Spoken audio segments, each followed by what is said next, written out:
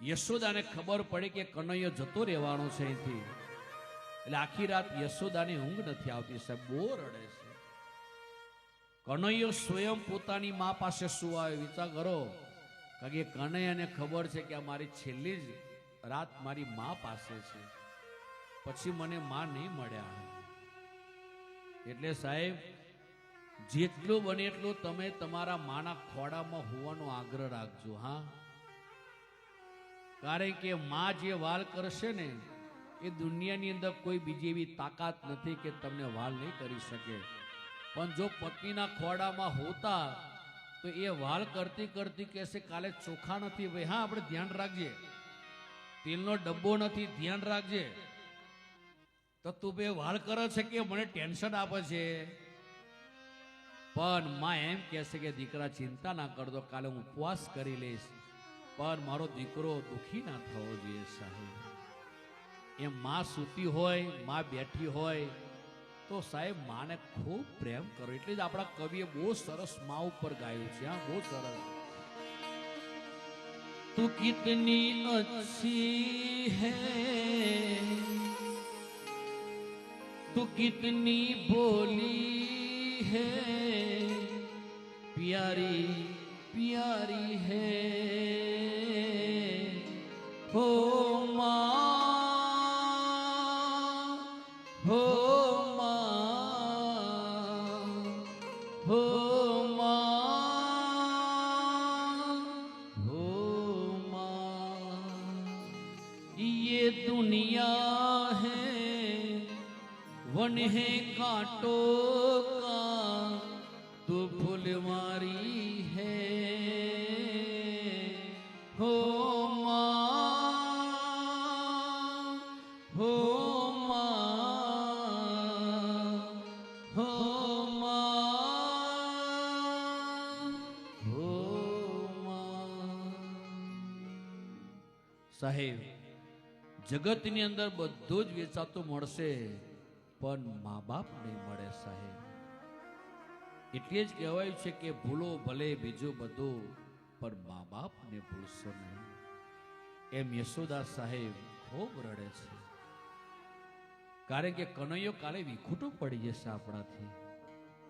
કનૈયો પણ માની પડકે આમ પડકું ફેરીને એ પણ ચિંતા કરે છે કે કાલે હું માને શું જવાબ આપીશ, શું કહીશ માને. આખી રાત બંને જણા દીકરો અને માં એકબીજાની વેદનાઓ ઠાલવતા ઠાલવતા ખૂબ રડે છે સાહેબ, ખૂબ રડે છે. સવારનો સૂર્ય ઉગ્યો, યશોદા મૈયા રસોડામાં ચાલી ગઈ, પણ ચૂલો હરગાવતા એનું મન સાહેબ દુભાય છે અંદરથી. એટલું બધું દુભાય છે કે આજે મારો લાલો મારાથી વિખૂટો પડી જશે.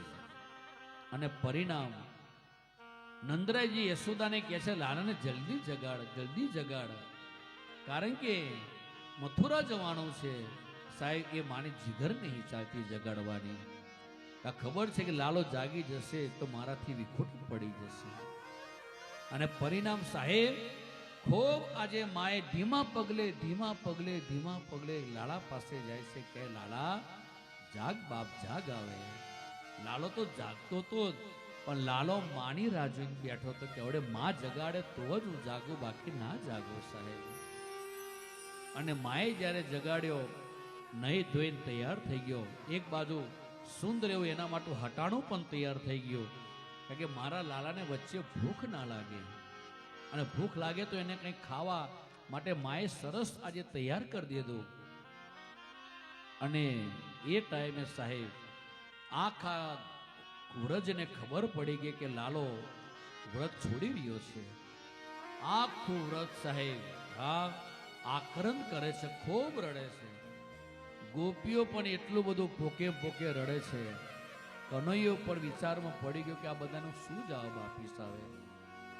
ત્યારે સાહેબ અહીંયા યશોદા સ્વયં પોતે લાલાની પડખે આવીને કહે છે કે લાલા સાંભળ, તારી માં હું નથી લાલા, તારી માં તો દેવકી છે, હું નથી, હું તો તારી દાસી હતો. ત્યારે લાલો કહે છે કનૈયો કૃષ્ણ કે માં ભલે મને બધા દેવકીનો પુત્ર કે પણ હું તો પુત્ર યશોદાનું જ રહીશ, યશોદાનું જ રહીશ.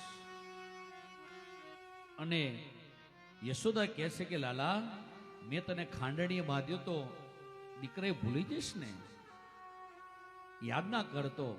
ત્યારે લાલો કહે છે કે માં, આ જગતની અંદર મને કોઈ બાંધે એવું નથી, કોઈની તાકાત નથી કે તારા દીકરાને કોઈ બાંધી શકે. બાંધી શકતી હોય તો એક માં જ બાંધી શકતી હોય છે, બાકી મને કોઈ બાંધી શકે એવું તાકાત નથી માં, તે જ મને બાંધી લીધો. અને પરિણામ સાહેબ ખૂબ આજે માં આશીર્વાદ આપે છે કે દીકરા સુખી રહેજે અને મને યાદ કરતો રહેજે.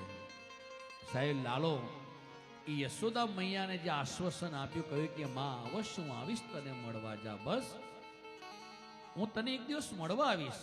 કારણ કે સાહેબ કનૈયાને ખબર છે કે હવે 14 વર્ષ 56 દિવસ જે મેં ગુજાર્યા, હવે મને ક્યારે માં મળશે એ તો કનૈયાને જ ખબર હતી. પણ હું આવીશ એ શબ્દ એ યશોદાએ પકડી રાખ્યો. કારણ કે જો આ કનૈયો આ શબ્દ ના બોલ્યો હોત તો યશોદાના પ્રાણ છૂટી ગયા હોત સાહેબ. પણ એ આવી શબ્દ કહેલે યશોદાને ઠંડક વરી કે નહીં, મારો દીકરો મને મળવા આવશે આવે. અને પરિણામ ગોપીઓને ખૂબ આજે સાહેબ સમજાવે છે, આશ્વાસન આપે છે. ગોપીઓ, તમને બધાને ખબર છે કે આ ધરતી પર મારો અવતાર શા માટે થયો છે. તમે કોઈ સામાન્ય નથી.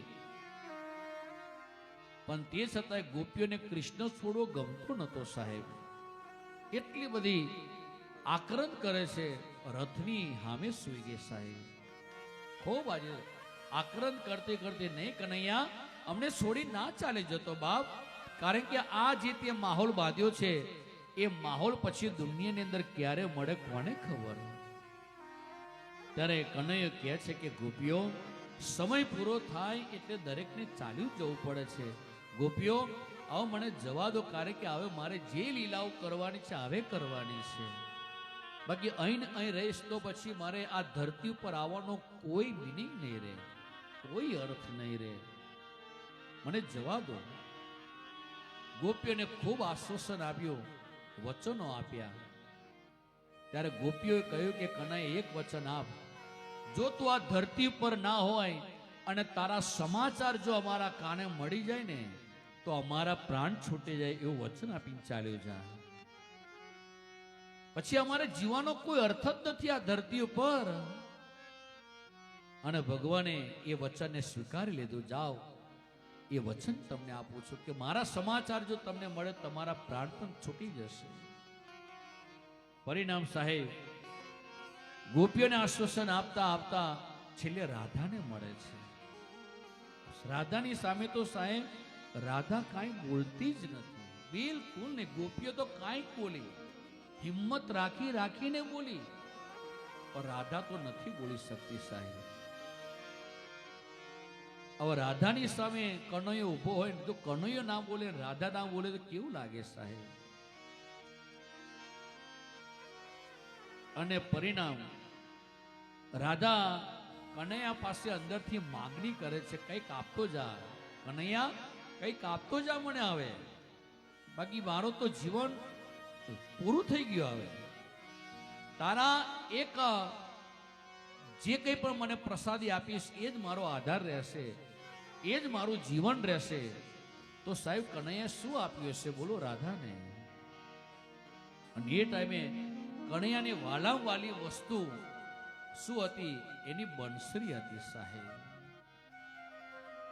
અને બંસરી વગર કનૈયો રહી શકે નહીં. એટલે એની વાલા વાલી વસ્તુ જે કનૈયાને હતી એ બંસરી સાહેબ રાધાને આપી દીધી. લે રાધા, આ બંસરી વગાડજે. જ્યારે તને ઈચ્છા થાય કે મારે કનૈયાને મળવું છે તો બંસરીનો એક ખાલી સૂર આપી દેજો. હું ગમે ત્યાં હશું ને તો એ રાધા હું તને મળી જઈશ. અને વાલા વાલી સાહેબ બંસરી આપી દીધી. કનૈયાએ વિચાર તો કરે, એનો પ્રાણ આપી દીધો રાધા.